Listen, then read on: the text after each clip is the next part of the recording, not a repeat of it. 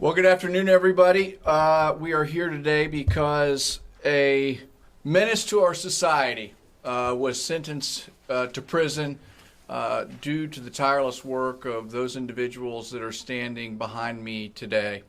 But the credit for putting this thug, Taiwan Bailey, in prison is really due to the courage of individuals that were able to come forward and tell their difficult story. And unfortunately, the impacts of what he did to each of those victims, and those are just the victims that we know of, will last with them for the rest of their lives. But we hope today that they know, because of the hard work and support of each and every one of the people behind me and all of their teams, that this individual will be out of our community for many, many years to come. Taiwan Bailey is and was a menace to our society and to this community. If you go to any corner in any law enforcement, or frankly to any of his neighbors that live around him, they could probably tell you the stories, and negative ones, of how he impacted their lives. And that's our job in this office, to ensure that our communities are safe. And I can tell you today definitively that our community right here at home is much safer because Taiwan Bailey is no longer a part of it. The victims of the case before you today that was sentencing, again, is probably only a few of the ones that he impacted throughout his reign of terror. But again, we hope that those out there that were impacted by Mr. Bailey will hear this news today and perhaps be a little more comfortable knowing that he is no longer around. Human trafficking is often talked about, but I don't think that we have a good grasp of really what it is. In my opinion, it's one of the most depraved and heinous acts that any person can participate in. And sometimes we see it on the national news, but we don't think about it here at home in West Virginia. But it was happening right under our noses. And again, we had brave victims that were able to come forward and share their stories. What's another headline that we hear that's troubling our community? It's drugs. And drugs were a big part of this story. Mr. Bailey used drugs, addiction of these young women, and in one case, a minor girl, used that addiction to force them to have sex with people that he would then profit from. I just want to let that sink in. Imagine something worse for the young people in the future of this state than somebody that is willing to do something like that. And he intimidated individuals, countless individuals. And the reason that he is just coming to justice today after decades of terrorism in our communities is because too many people were afraid to talk about it. So I want to emphasize again how proud I am of the courageous victims that came forward to ensure, again, that those that were silent, not of faults of their own, but can have some solace in the outcome today. To add to that, Mr. Bailey fled from this community. He was on the run. And our law enforcement officers pursued him day in and day out. And I want to commend the Marshal Services for apprehending him in the state of Kentucky and bringing him back here so he could be brought to justice. I want to thank the Kanawha County Sheriff who is here. I'm telling you, they probably have many stories about Mr. Bailey.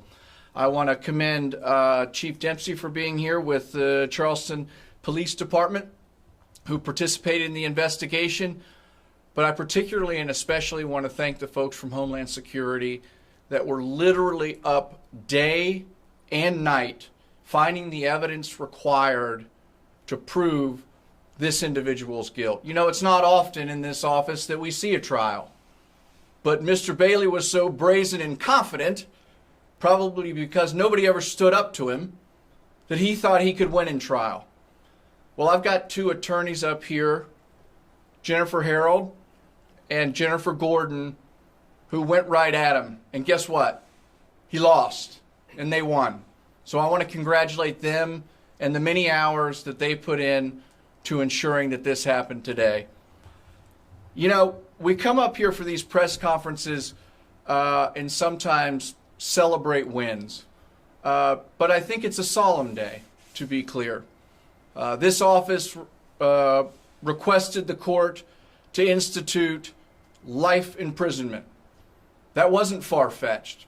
In fact, the sentencing committee, under the guidelines, actually recommended a life sentence. It's unfortunate that the judge departed from that downward, but nevertheless, our community today should feel safe for many, many years to come, and we're all appreciative of that. But again, the most important thing, and if anything that I can convey to you today that you would remember, is how hard our law enforcement partners worked and how hard our attorneys worked to ensure that the outcome came out the way that it did. So with that, I'm happy to take any questions from anybody. What was the actual sentence? 25? 25 years, yes, sir. 5 years supervised supervision. Other questions? I believe there was another defendant also sentenced today. What was her sentence? Carrie Loy was sentenced today. She was actually a co-conspirator of Mr. Bailey, and she was sentenced to 10 years. Where in Kentucky was Mr. Bailey found? Defer to Jenny. You want to take that one? Lexington. Lexington, generally. Yeah. I didn't know if she was looking for a street address there. And how many victims have come forward? We had Jenny. You want to take the specifics on that? Sure. There were 4 identified victims in the case. We have spoken with other individuals who have come forward with information, but they were not charged in the case for various reasons. So we have every reason to believe that those are 4 out of many more. Is there any, should those other victims still come forward? Would that be helpful at all to y'all if other victims still come forward? Anytime a victim feels comfortable coming forward, we always want to hear from victims because there's always bigger pictures. So we would encourage anyone to come forward with any additional information. Simply because he's been charged now, we still always are looking for information. Other questions? I'm going to shift gears on Sure, you a little Bob. bit Go. here. Obviously, this is a priority for your administration. Where does the prosecution or the pursuit of immigration cases fall in the spectrum for the office now? And both in Kentucky and West Virginia, their legislatures are considering bills that would mandate local law enforcement's cooperation. Do you all need something like that, or are you getting it already? Well, what I would tell you is, and I probably should defer to the our law enforcement partners in the room today, but we have the most committed cooperative law enforcement partners that you will find. We have folks, our state and local law enforcement officials are committed to cooperating with their federal partners to make sure that a very basic thing is done. Those people that break the law should be responsible and accountable for breaking the law. And I can't opine on what there was a time when I could, but I will leave the legislature's work to the legislature. All right. In this situation, the several judges in this circuit in the civil proceedings involving immigrants have ordered their release from custody. I gather you oppose that and are appealing that, or where are we with that? Well, you know, we have challenged those rulings. Those rulings have come in the form of habeas petitions, and we've taken the position not unlike those other districts across the country, and our interpretation, of course, differs from that of what the judges, as you noted, with clarity in this district, have taken. But as we're starting to see across the country, this is sort of a new, I think, burgeoning issue that we'll probably start to see resolution come down from the circuits, and wouldn't be surprised if it goes higher for some ultimate resolution here soon. There was a Fifth Circuit ruling related to these cases this weekend. Yep. How does the Fifth Circuit control us? How does that work? Would that have any impact on the cases here? It could have an impact. It's not controlling or binding necessarily on the federal courts here. but with so little resolution at the circuit level on the issue, particularly as it relates to distinguishing between 1225 and 1226, we don't have much authority from, again, above the district level. We view it as certainly helpful and a huge victory, and one that I hope that our district court judges upstairs will take a close look at. And back on today's topic, I just wanted to clarify, it sounded like you said Bailey was using the women who were addicted to drugs. Was he, I guess, selling them to his clients? He was also selling drugs to? Like, you said he was profiting off the men that they were having sex with. So essentially, he had women that he would recruit, for lack of a better term. He knew that these were already vulnerable women, and in one case, as I said, a minor individual. He would have these women go online and create a profile and solicit customers and pimp them out.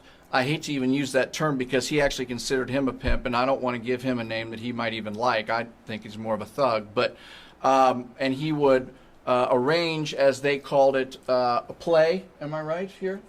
For them to set up a meeting with an individual at a hotel room. The female victims would receive payment. They would remit that payment to Mr. Bailey. They lived with him, and in exchange for that, he would feed their addiction and provide them drugs in exchange. Is there a difference between trafficking and pimping, or is it the same thing? There's certainly a technical distinction on that, and under sort of we sort of think of human trafficking, and I can let Jenny is a pro here, and I can let her give you the technical distinction, but I'll give it to you so our elementary school students can understand here. There's human trafficking, then labor trafficking, and sex trafficking. The particular crime here was sex trafficking, which was selling individuals for sex, as opposed to labor. Are there any other people you're investigating who are connected to this crime? Maybe the men who were paying for sex or anything? I don't think we're going to comment on any ongoing investigations at this point related to this. So, Was Bailey from the area or from somewhere else and moved here? originally from Rand. He fancied himself the king of Rand.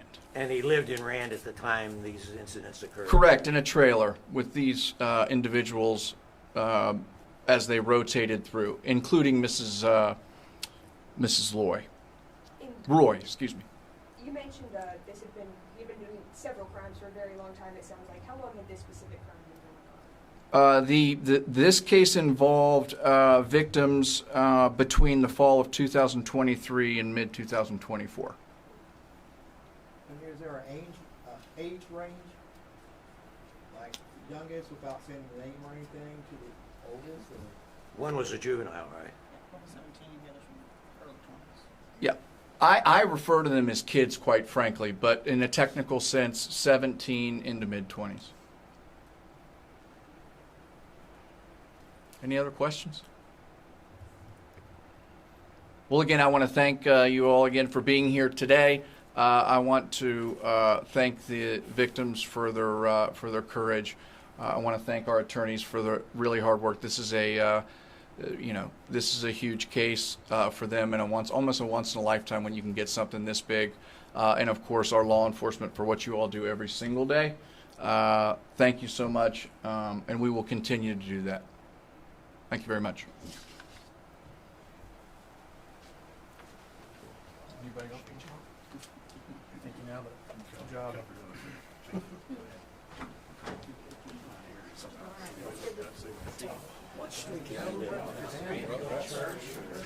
Well, good seeing you guys. I think it was a lane, but it was all right seeing you. One last powwow. Living in the trailer off the backside. He's been there since I started.